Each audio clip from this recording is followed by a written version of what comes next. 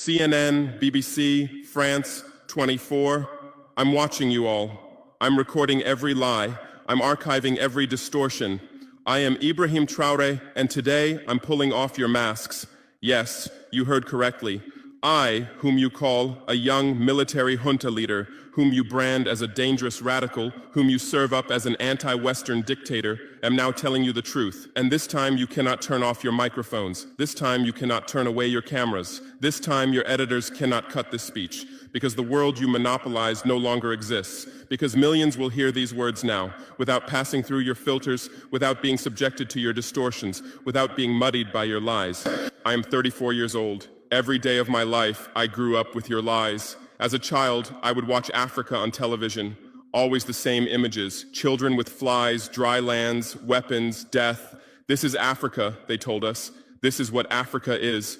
And we believed it. We were ashamed of ourselves. We were ashamed of our own lands, of our own people. But then I grew up. I read, I researched, I questioned, and I understood that the Africa you showed us wasn't real. The story you told us was a lie. The fate you imposed on us was a script you had written. For years, how have you portrayed Africa? How have you shown it? How have you sold it to your viewers? As if we were creatures who had no share of humanity, as if we were savages left outside of civilization, as if we were wretches waiting for you to save us. Every day, every hour, every minute, the same story plays on your screens.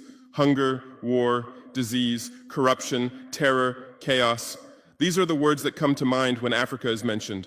In your Africa dictionary, there are no other words. No hope, no success, no development, no resistance, no honor, no pride, no victory. So I ask you, New York Times, Washington Post, Guardian, Le Monde, have you ever made Africa's successes your headlines? How many times have you written about Rwanda's technology miracle? How many times have you shown Ethiopia's reforestation project? How many times have you praised Botswana's democratic success? How many times have you described Kenya's entrepreneurial ecosystem? No, because these don't fit your scenario. Your Africa cannot be successful. It cannot, because then how will you legitimize your exploitation? If it's not in need of help, how will you intervene? If it's not backward, how will you look down on it? Have you ever asked yourselves, has any editor sitting at their desk, any news director in a meeting, any columnist at their keyboard ever thought, why are the people of the world's richest lands poor? Here are the numbers for you, real numbers. Africa owns 70% of the world's cobalt reserves. Your cell phone, your computer, your electric car won't work without cobalt. This cobalt comes from Congo, but Congolese can't afford cell phones. Africa owns 90% of the world's platinum reserves.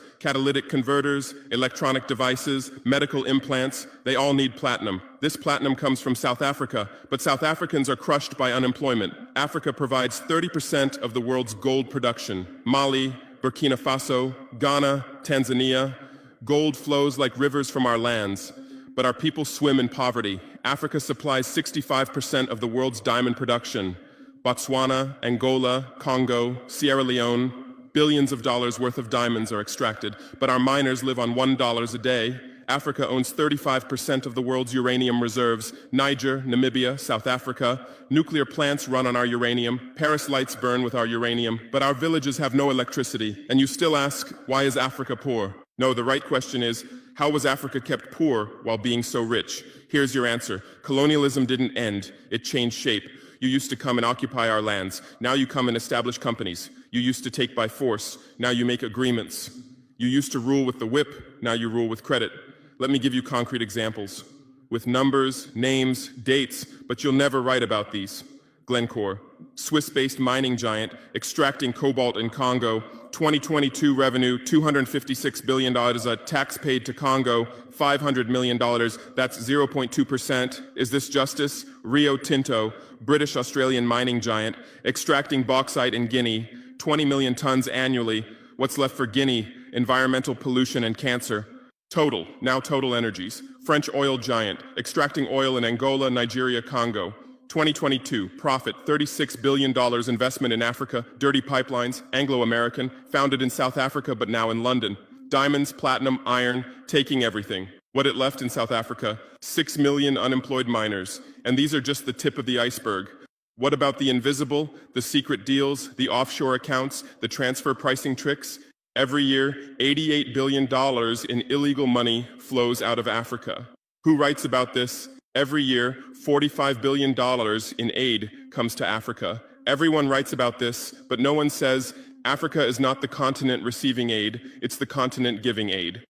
While you zoom your cameras on swollen bellies, there is a huge system working silently in the background. Every day, tons of gold, diamonds, cobalt, uranium, oil leave our land. But how? Here is the system. Step 1, create corruption, bribe our leaders, open offshore accounts, promise them a life of luxury, send their children to your schools. Step 2, make deals, get 50-year, 99-year concessions, ask for tax exemptions, be exempt from environmental rules, ignore labor rights. Step 3, control the infrastructure.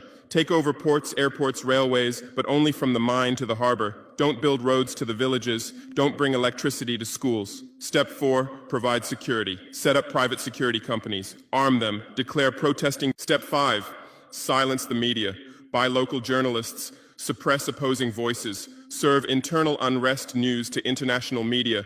And this is how the system works. It's been working like this for 100 years, and you don't see this system. You don't want to see it, because you're part of this system too. Who are the biggest advertisers of New York Times, CNN, BBC, oil companies, mining companies, arms companies, pharmaceutical cartels, the companies that exploit Africa? You live on their money, you defend their interests, and what I'm about to tell you might cost me my life, but it's no longer time to be silent. France's system in Africa is the CFA franc. 14 African countries still use French colonial currency. 50% of these countries' central bank reserves sit in the French treasury. France applies negative interest to this money, so we pay France to use our own money. Through this system, France transfers $500 billion worth of resources from Africa every year. Does anyone write about this? No. But when France gives Africa 10 billion euros in aid, it makes headlines. Britain's system is more sophisticated. London is the world's money laundering center. City of London, offshore paradise. Every penny stolen from Africa passes through London. Jersey, Guernsey, Cayman Islands, Virgin Islands, all under British control. Africa's wealth hides there. America's system is AFRICOM, Africa Command, 46 military bases on the continent. Official purpose, security. Real purpose, resource control. Drones in our airspace every day, listening devices everywhere. They say fighting terrorism, but it's not terrorists. It's people's leaders who are targeted. China is the new player, says win-win, builds infrastructure, gives credit, but in exchange for what? 99-year port concessions, mining rights, agricultural lands, debt-trap diplomacy, ask Sri Lanka, ask Zambia, and you write about none of this. Why? Because you're not free press. You're corporate press. Your bosses are billionaires. Jeff Bezos bought Washington Post. Why? For love of journalism? Rupert Murdoch's media empire, Fox News, Wall Street Journal, The Sun, The Times, all from the same hand, all giving the same message. West is good, others are bad. Carlos Slim is the largest shareholder of New York Times, Mexican billionaire. Where's his wealth from? Monopolized telecommunications, got rich off Latin America's back, now controls America's most respected newspaper. And you claim to do independent journalism? Who are your editors? Which schools did they graduate from? Harvard, Yale, Oxford, Cambridge?